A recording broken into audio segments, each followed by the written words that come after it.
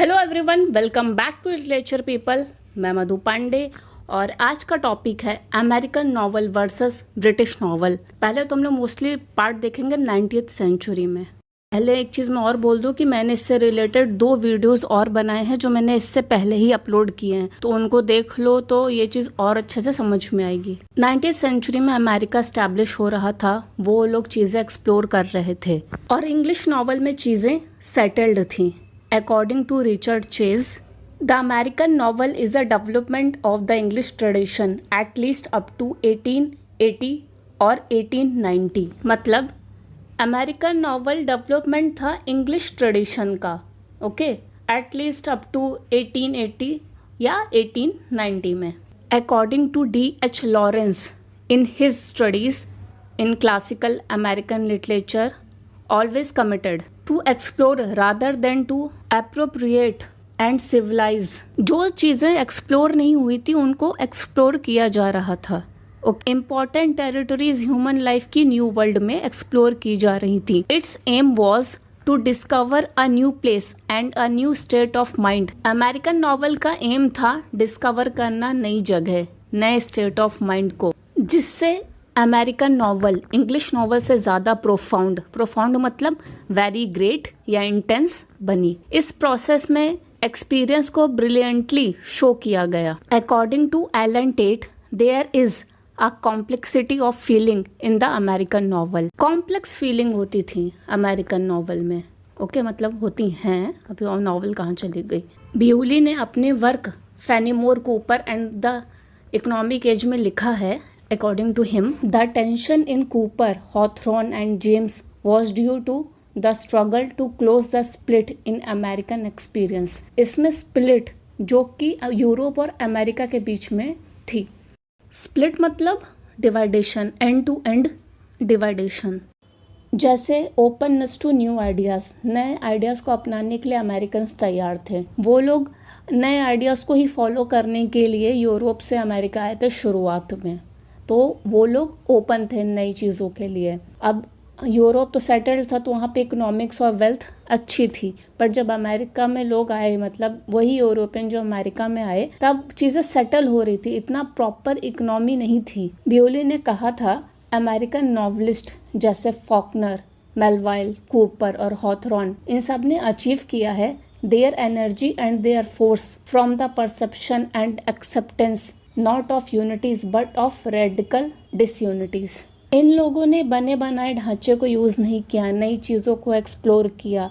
इन्होंने अपनी नए नॉवल में नई नई चीज़ों को, नए एलिमेंट्स को इंट्रोड्यूस किया, बताया। According to Richard Chase, the beauty and force of the American novel is in keeping the disunities intact but not in unifying them into some sort of an order as in English novel. English novel में जो कुछ चीज़ें थी वो unity में रहती थी, चीज़ें क्लास वाइज रहती थी मोस्टली, पर अमेरिकन नॉवल नहीं, ऐसी नहीं थी, क्योंकि वो लोग खुद ही चीज़ें एक्सप्लोर कर रहे थे, तो वो अलग अलग चीज़ों के बारे में लिख रहे थे। अलग अलग बिलीव्स जिसने अमेरिकन इमेजिनेशन को एनर्जी दी, इनको 3 फैक्टर्स में देखा जा सकता है। First, there was a solitary position in which man has been placed in America by Puritanism and later by the frontier conditions। Frontier मतलब a line और border separating 2 countries।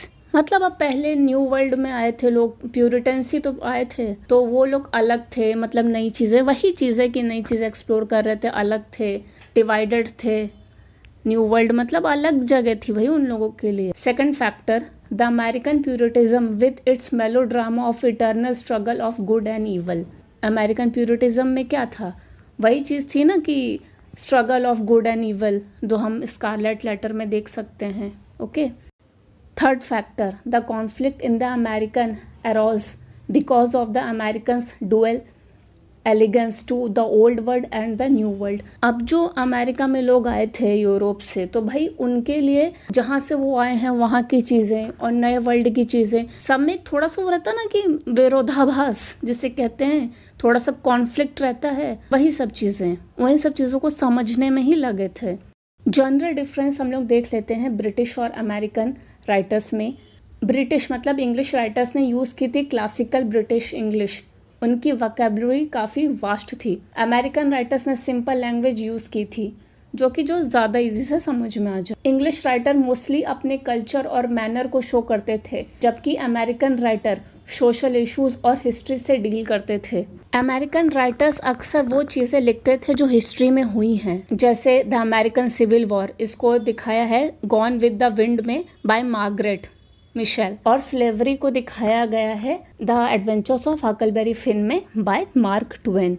Grammar, English language में considered classical English को consider किया जाता है। American literature में English ज़्यादा modern और सिंपल होती है। ओके, तो अब हम लोग देखते हैं 19th सेंचुरी की टॉप ब्रिटिश नॉवेल्स। मतलब सब तो नहीं बता रही हूँ मैं, 5 बताती हूँ। जेन आयर 1847 में, मिडल मार्च 1871 में, वदरिंग हाइट्स 1847 में, ब्लीक हाउस 1852 से 1853 तक, प्राइड एंड प्रेजुडिस 1813 में। 19th सेंचुरी के अमेरिकन नॉवल देखते हैं। Uncle Tom's Cabin 1852, the Scarlet Letter 1850, Moby Dick 1851, the Adventures of Huckleberry Finn 1885 में पब्लिश हुई थी यूएस में, the Last of the Mohicans 1826 में। ओके, तो इसके साथ ही मैं ये वीडियो कंप्लीट करती हूँ। जैसा भी लगा कमेंट करके बताओ, और जो लोग भी नए हो चैनल सब्सक्राइब कर लो, और जैसा भी लगा कमेंट करके बताओ। अच्छा लगा तो लाइक करो। Thanks for watching, see you next time, bye bye.